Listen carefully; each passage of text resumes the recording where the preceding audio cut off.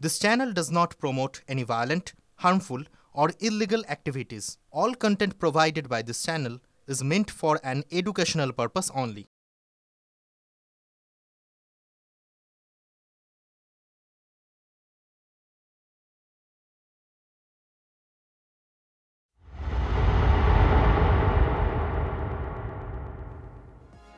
সামনে কলকাতা বিশ্ববিদ্যালয়ের পরীক্ষা আর আড়ালে আরো বড় পরীক্ষা। প্রশাসন নামক রাষ্ট্রযন্ত্র এবং তার ছাত্র নামধারী সাজোয়া বাহিনীর সামনে নত না হওয়ার এক তীব্র কঠিন লড়াই। একাকী যুদ্ধ ছিল ভারপ্রাপ্ত উপাচার্য শান্তা দত্ত, আর মেরুদণ্ড সোজা রাখার ফল কি হলো? ক্যাম্পাসের বাইরে স্লোগান ছাপিয়ে পরীক্ষা হলে বেল বাজলো সজোরে, আর সেই আওয়াজে মিলিয়ে গেল স্তাবকতা, দাদাগিরির আস্ফালন। 28 অগাস্টের পরীক্ষার ডেটটাকে ওই জায়গাতেই রেখেছে।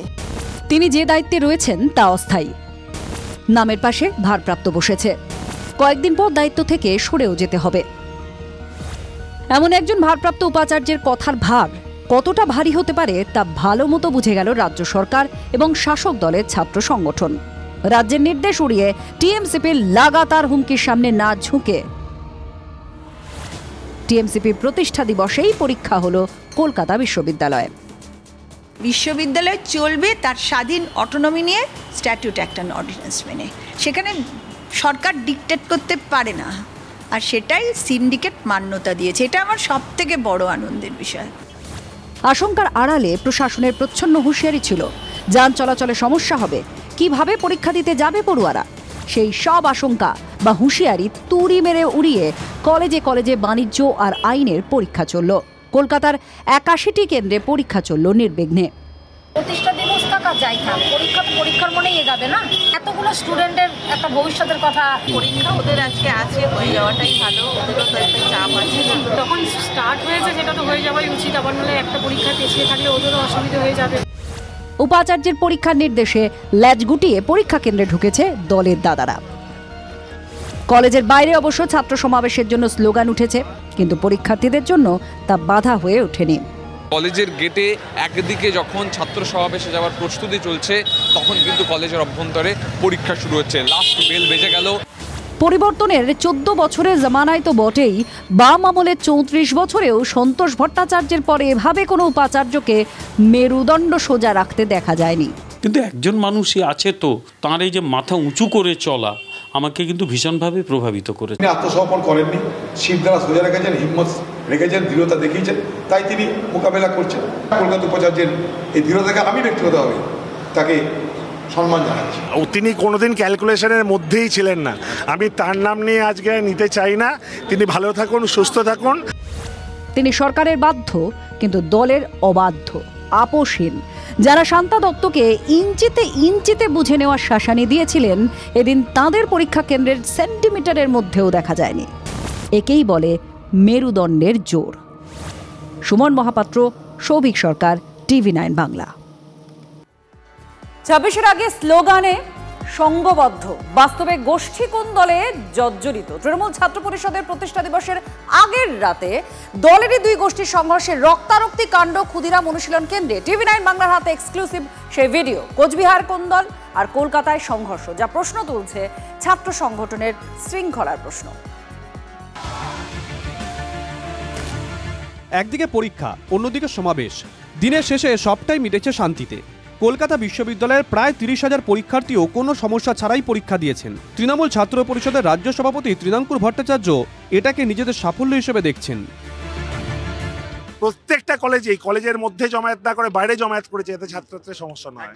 আজকে এই জিতটা অন্য কারণ নয়, এই জিতটা মমতা বন্দ্যোপাধ্যায়, অভিষেক বন্দ্যোপাধ্যায়ের, যে তাদের ছাত্র সংগঠন এরকম ডিসিপ্লিন। ছাত্র সংগঠনের শৃঙ্খলার কথা বলছেন, কিন্তু গতকাল রাতে যে ঘটনা ঘটলো সেটা তৃণাঙ্কুরের শৃঙ্খলা শব্দের সঙ্গে মিলছে কি? বুধবার রাতে দুটো ঘটনা ঘটে।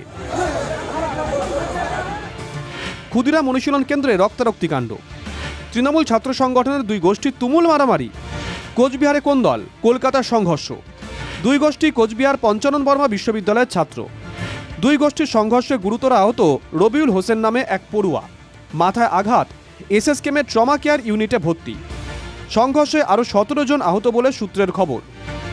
এত বড় একটা সমাবেশ, এত বিশাল একটা সমাবেশ, মাননীয় মুখ্যমন্ত্রী দিক নির্দেশ করলেন, মাননীয় অভিষেক বন্দ্যোপাধ্যায় দিক নির্দেশ করলেন, এবার কোথায় কেন কি হয়েছে ফলে এগুলো এইসব আলোচনাতেই আসে। শোনা যাচ্ছে ঘটনার সময় ক্ষুদিরাম অনুশীলন কেন্দ্রেই ছিলেন তৃণাঙ্কুর। এতদিন কলেজে কলেজে ছাত্র সংঘর্ষ দেখা গেছে, গোষ্ঠী কোন্দলও দেখা গেছে, কিন্তু সংগঠনের সবথেকে বড় সমাবেশে এসে এমন শৃঙ্খলা। সৌরভ দত্তের রিপোর্ট, TV9 বাংলা। ৭৫ বছরে নিজের বা অন্য কারো অবসরের কথা বলেননি, এই দাবি করছেন কে না মোহন ভাগবত, আরএসএস প্রধান। এমনকি ৮০ বছর বয়সেও যদি সংঘের সেবা তাকে করতে হয় তিনি রাজি। আরএসএস এর প্রতিষ্ঠা শতবার্ষিকীতে সাংবাদিক বৈঠকে তাৎপর্যপূর্ণ এই বার্তা আরএসএস প্রধানের। In Sangha, we Swayamsevaks, we are given a job, whether we want it or not. So, if I am 80 years old and Sangha will tell me, go run a shakha, I will have to go. I cannot say I have completed 75 years, I want to enjoy the retirement benefits. No, there is no benefit in Sangha. So, this is not for retirement of anybody or myself. We are ready to retire any time in the life, and we are ready to work as long as Sangha wants us to work. That is the thing. 10 বছর পরে মানলেন আসানসোল পুরসভায় রানীগঞ্জকে অন্তর্ভুক্ত করা ভুল সিদ্ধান্ত। ফের রানীগঞ্জকে আলাদা পুরসভা করার দাবি তুলছেন প্রাক্তন মেয়র অর্থাৎ বিজেপি নেতা জিতেন্দ্র তিওয়ারি। রানীগঞ্জে অনুন্নয়নের অভিযোগ সিপিএম থেকে নাগরিক সমাজও তুলছে। তৃণমূলের অবশ্য দাবি উন্নয়ন হচ্ছে। রানীগঞ্জকে ফের আলাদা পুরসভা করার দাবি। আসানসোল পুরসভায় রানীগঞ্জকে অন্তর্ভুক্ত করা ভুল ছিল, দাবি প্রাক্তন মেয়রের। 2015 সালে 146 বছর পুরনো রানীগঞ্জ পুরসভার অবলুপ্তি ঘটিয়ে আসানসোল পুরসভার সঙ্গে জুড়ে দেয় রাজ্য সরকার। সেই পুরসভার প্রথম মেয়র হন জিতেন্দ্র তিওয়ারি। সেই সময় তিনি তৃণমূলে ছিলেন। 10 বছর বিজেপিতে যোগ দেওয়া সেই জিতেন্দ্র তিওয়ারি বলছেন ওই সিদ্ধান্ত ভুল ছিল। বিজেপি নেতা ও প্রাক্তন মেয়রের অভিযোগ 10 বছর ধরে উন্নয়ন থেকে বঞ্চিত রানীগঞ্জ, তাই এবার রানীগঞ্জ পুরসভাকে ফের আলাদা করার দাবি করেছেন তিনি। এই কর্পোরেশনের সঙ্গে যুক্ত করে দেওয়াটা রানীগঞ্জ শেষ হয়ে গেল। তো দুটো রাস্তা আছে, আইদার যে বড় অফিস আছে সেটাকেই মিউনিসিপ্যালিটি মর্যাদা দিয়ে তার জন্য সরকারের কোনো অ্যাপ্রুভাল লাগবে না, সেটা যদি অ্যামেন্ডমেন্ট করে করতে পারেন যাতে রানীগঞ্জের সমস্যার সমাধান রানীগঞ্জে হয়ে যায়, ওটা করে দেন। আর এটা যদি না পারেন তাহলে রানীগঞ্জকে আবার পুরনো রানীগঞ্জ মিউনিসিপ্যালিটি মর্যাদা ফিরিয়ে দেওয়া হবে।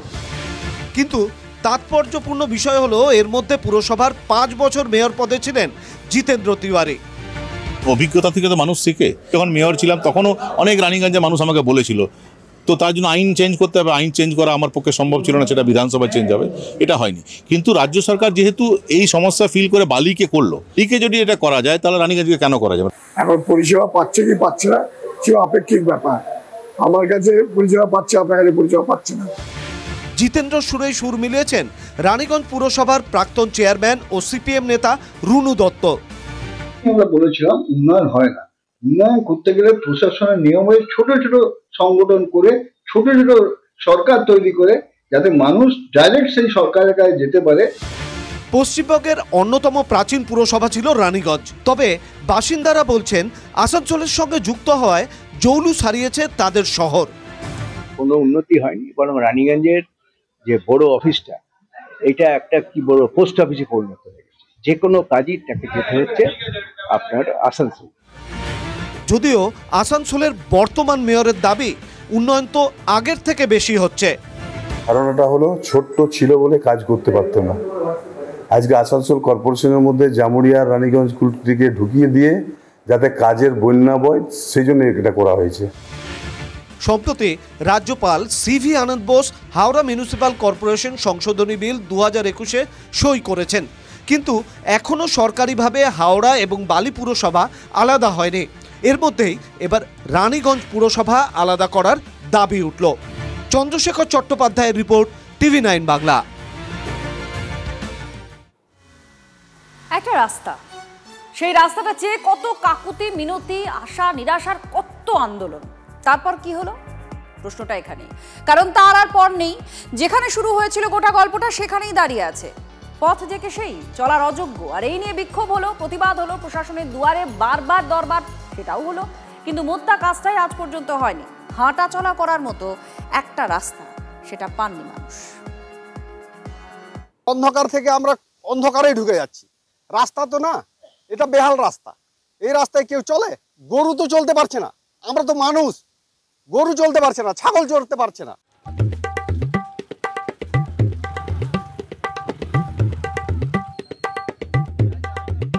একটা রাস্তা পেতে একটি অবস্থা। গাজল ব্লকের কর্কচ অঞ্চলে এই পথে পা ফেলাই দেয়, অথচ এর শ্রী কিন্তু বহুদিন আগেই ফেরার কথা। দেখুন দেখি বোর্ডখানা, বড় বড় করে পথশ্রী প্রকল্পের ঘোষণা করা হয়েছিল। দিনটা দেখছেন, কাজ শুরুর তারিখ 1 মার্চ 2024। সরকারি বোর্ডেই জলজল করছে। এদিকে এখন তো 2025-এর অগস্ট মাস শেষ হওয়ার পথে। কোথায় রাস্তা?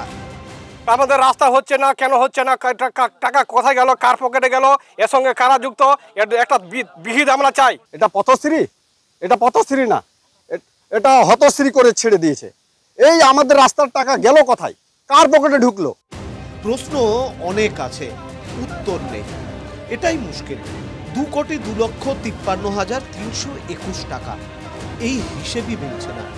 পথশ্রীর জন্য বরাদ্দ এই টাকা পথের কাজে না লাগলে গেল কোথায়? 3 দিন কাজ হয়েছে, গ্রামবাসীদের অভিযোগ, তাও সে কাজ করতে গিয়ে ভালোকে আরো খারাপ করে রেখেছে। মানুষজন যে রাস্তাটা ব্যবহার করতো আজকে সেই রাস্তার ব্যবহারের যোগ্য নয়। এই যে সেন্ট্রালের বিভিন্ন পয়সা, সেই পয়সাগুলোকে ডাইভার্ট করে রাজ্য সরকার পথশ্রী আরো অন্য কিছু শ্রী নাম দিয়ে আর এই রাজ্যে চালাচ্ছে, কিন্তু বাস্তবে এই অর্থগুলো কোথায় যাচ্ছে, কারা এই অর্থগুলোকে আর আত্মসাৎ করছে? শাসকের কাছে অবশ্য সব অভিযোগেরই জবাব একদম হাতে গরম তৈরি। রাজনীতি তারা সবেতেই দেখতে পান। এটা গ্রামবাসীরা বলেনি, বলছে কিছু বিজেপির লোকজন এটা বলছে। ওখানে ঘটাঘর উদ্বোধন করা হয়েছে, এটা আমার নখদর্পণে আছে। কেউ কোথাও জানি, টাকাও কোথাও বোঝা হয়ে যায়নি। এটা সরকারিবাবু একটা ভুল তথ্য না ছড়াচ্ছেন। বিরোধীদের কাজটা হয়েছে বিরোধিতা করা, কাজটা শুরু হয়েছে মাঝপথে। আমাদের সামনে বর্ষাকালের জন্য, বৃষ্টি বাদলের জন্য আটকে ছিল, সেটা আশা করে ঠিক হয়ে যাবে, পুজো আগে শুরু হয়ে যাবে।